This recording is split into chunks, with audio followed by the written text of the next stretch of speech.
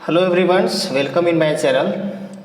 मैं क्लास 9 का lesson number 5 science में the fundamental unit of life के बारे में बात कर चुके थे।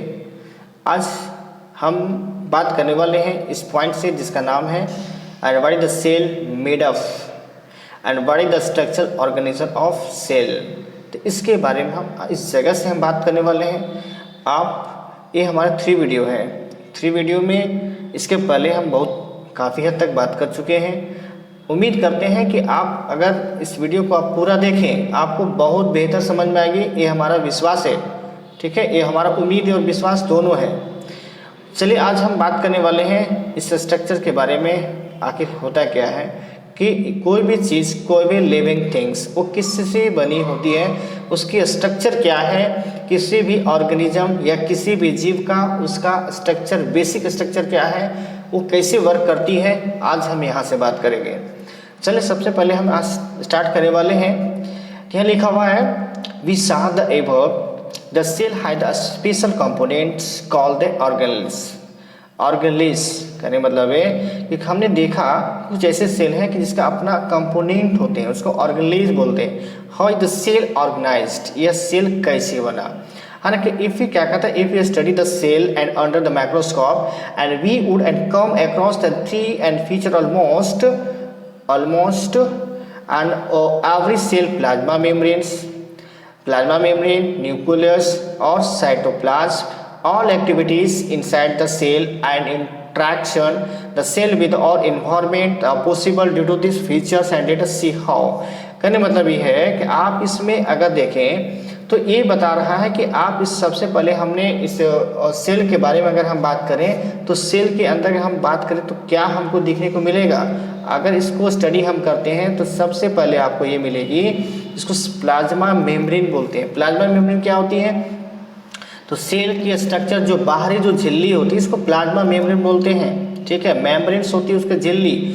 न्यूक्लियस होता है कि न्यूक्लियस होता है उसके बीच में जो होता है जो सेंटर होती है, उस सेंटर का नाम है क्या चीज़, न्यूक्लियस।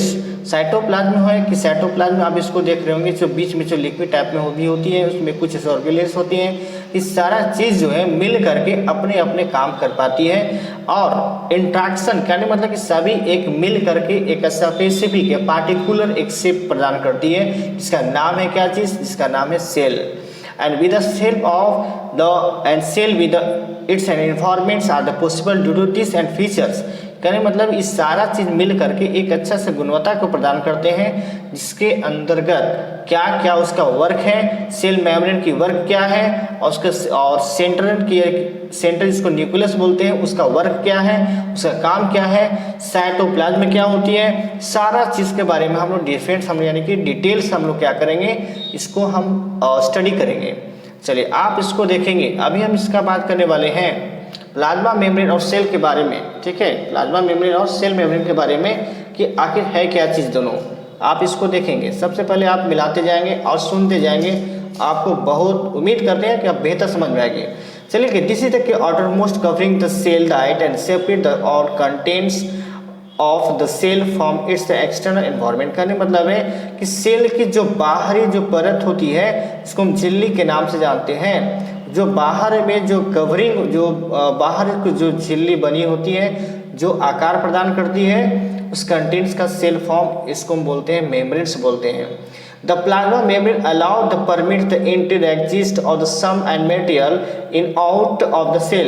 ये प्लाज्मा जो मेम्ब्रेन जो बताए हैं, जो झिल्ली है, कुछ ऐसे मटेरियल जो इंटरनल साइड से, वो भी तो क्या चीज़ है, वो कहने मतलब है सेल भी अपने एक लिविंग थिंग्स है। और वो लिविंग थिंग्स से यानी कि इन्वायरमेंट में कुछ ऐसे ऑक्सीजन होते हैं, कार्बन डाइऑक्साइड होती है, तो एक दोनों को एक्सचेंज होना होता है। तो ये ऑक्सीजन जब इसकी इनसाइड जब आएगी, ठीक है, तो ऑक्सीजन क्या है, कोशिका के अंदर में क्या क्या आना जाना होता है वो बता दे रहे होते हैं। तो कोशिका के अंदर में जो कहने मतलब है कि वाटर, ऑक्सीजन, कार्बन डाइऑक्साइड, इस सारा एक दूसरे को एक्सचेंज होती रहती है। ठीक है, कुछ ऐसे मिस्ट वेट मटेरियल होती हैं जो उसके अंदर में जो लाइसोसोम होता है वो इंटरनल में क्या करके रहता है, वो अपना छनन करके, अपना क्लीन करके अपने वेस्ट मटेरियल को अपने पास रख लेता है, जिसका नाम है क्या चीज़, इसका नाम है, आप बताएंगे, हम बता चुके हैं। ठीक है, अब उसके बाद हम उससे बात करने वाले हैं कि जिससे कि the plasma membrane allow the permit into the exist some material in out of the cell. इस हम बात कर चुके हैं, प्लाज्मा मेम्ब्रेन है कुछ ऐसे मटेरियल को आने जाने से अलाउ करती है, परमिशन देती है। It also the prevent the movement the some other material the cell membranes and therefore is called and selectivity the membranes और मेम्ब्रेन्स परमिएबल मेम्ब्रेन्स। कहने मतलब है यह जो झिल्ली है ये परमिएबल मेम्ब्रेन इसलिए कहा जाता है कि सेलेक्टिव, ये मतलब एक ऐसी झिल्ली इसकी खासियत है जो इस झिल्ली के माध्यम से कुछ मटेरियल जैसे वाटर हो गया जो इंटरनल कर सकती है, एंट्री कर सकती है और बाहर जा सकती है। ठीक है, इसलिए ये और उसको सुरक्षा प्रदान भी करती है। तो इतने सारा एक सेल मेम्ब्रेन की काम होती है। चलिए उसके बाद फिर क्या कहता है कि हाउ डज एंड की movement of the substance and take place into the cell and how does substance move out the cell. कहने मतलब है कोई भी सबस्टांस, कोई भी पदार्थ सेल से बाहर कैसे आती है और अंदर कैसे, मतलब वो बाहर से मतलब बाहर कैसे आती है और अंदर कैसे आती है, आना जाना कैसे होता है, एक्सचेंज कैसे होते हैं, इसके बारे में बात करेंगे। The some substance like the carbon dioxide, oxygen can move the across the and cell membranes by the production की process of this call diffusion. इसको देखो, कहने मतलब है कि कोई भी अगर इसे क्या बताए ऑक्सीजन हो गया, कोई भी ऐसा कार्बन डाइऑक्साइड हो गया और ऑक्सीजन हो गया, कार्बन डाइऑक्साइड हो गया, तो इस मेम्ब्रेन्स के अंदर कोई भी अगर सेल इनसाइड के अंदर जो वो आना जाना होता है इसको हम डिफ्यूजन बोलते हैं। याद रखेंगे इसका नाम क्या है, डिफ्यूजन। ऑस्मोसिस इसको बोलते हैं, जिसको डिफ्यूजन के माध्यम से आना जाना करते हैं। इसको हिंदी में अगर हम बात करें इसको बोलते हैं शायद परासरण बोलते हैं। ठीक है, चलिए अब बात करते हैं। We have study that the process of the division in the earlier the chapter and we saw that and the spontaneous and movement the substance from the regions of the high concentration to region and where is the concentration is low। करने मतलब है अगर मान के चलिए कि किसी भी सेल के अंदर जब ऑक्सीजन उसके सेल के अंदर आ जाएगा तो वो उसका कॉन्सेंट्रेशन जो होता है, कॉन्सेंट्रेशन मतलब होता है उसका घनत्व जो होता है ज़्यादा हो जाती है। और साथ साथ में जब उसके अंदर में जब कार्बन डाइऑक्साइड की मात्रा, ऑक्सीजन भी है आ गया, कार्बन डाइऑक्साइड भी इसी में रह गया, तो उसका कॉन्सेंट्रेशन जो होती है, जो सांद्रताएँ होती हैं बढ़ जाती है। जब उसमें से अगर कार्बन डाइऑक्साइड बाहर निकल जाती है तो इसका कॉन्सेंट्रेशन क्या हो जाती है, लो हो जाती है। इसके अपेक्षा बाहर की कॉन्सेंट्रेशन से इसका कोशिका कॉन्सेंट्रेशन लो हो जाती है। चलिए और उसके बाद क्या कहता है, something similar and this happen the cell and when the example of the substance like the CO2 and which is the cellular and which is required to be annexed by the cell and accumulated the high concentration inside the cell. The cells and external environment and concentration CO2 is the low compared to the inside the cell।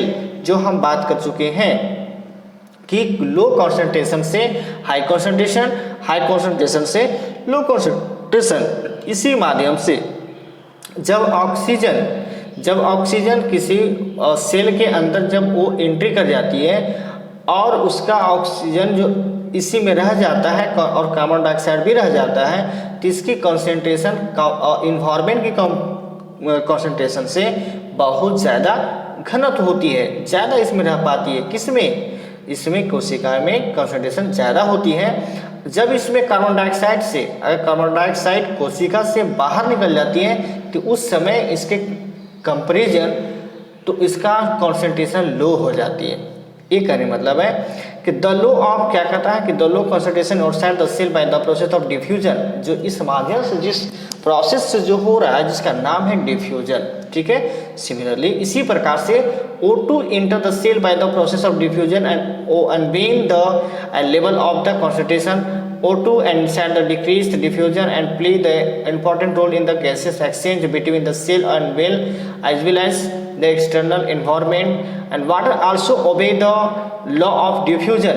कहने मतलब है आप इसको देखेंगे जो हम बात कर चुके हैं कार्बन डाइऑक्साइड का एक्सचेंज, ऑक्सीजन का एक्सचेंज, इसी रूप से ठीक है। तो कहने मतलब है कि अब यहाँ से वाटर के बारे में बात करते हैं, जिसके इसी माध्यम से जिसको हम बोलते हैं परासरण की विधि जो होती है, इस परासरण जो होती है कि परासरण की विधि से भी इसको हम डिफ्यूजन बोलते हैं। इस डिफ्यूजन के माध्यम से वाटर भी एक्सचेंज होना होता है। The movement of the water and molecules and through the such and selectivity permeables is called, इसका नाम है ऑस्मोसिस। नाम क्या है? ऑस्मोसिस। इसको बोलते हैं क्या चीज़? ऑस्मोसिस मीन्स आप बताएंगे, ठीक है। आगे बात करते हैं। The movement of the and waters and across the plasma membranes is also and की affected by the amount of the substance and dissolve in water.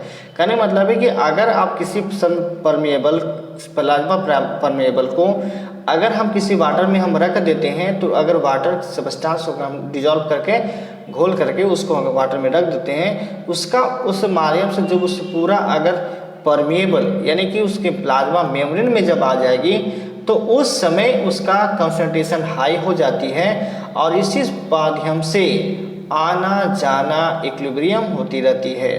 And what will happens if you put the animal cell और plant cell into the solution sugars the salt in water. कहने मतलब है कि उस समय क्या होगा कि जब हम एनिमल सेल को प्लांट सेल को अगर हम किसी भी शुगर और साल्ट दोनों को मिक्स करके घोल बनाया जाता है, दोनों को सेल को एक साथ हम रख देते हैं, तो उस समय क्या क्या होगा?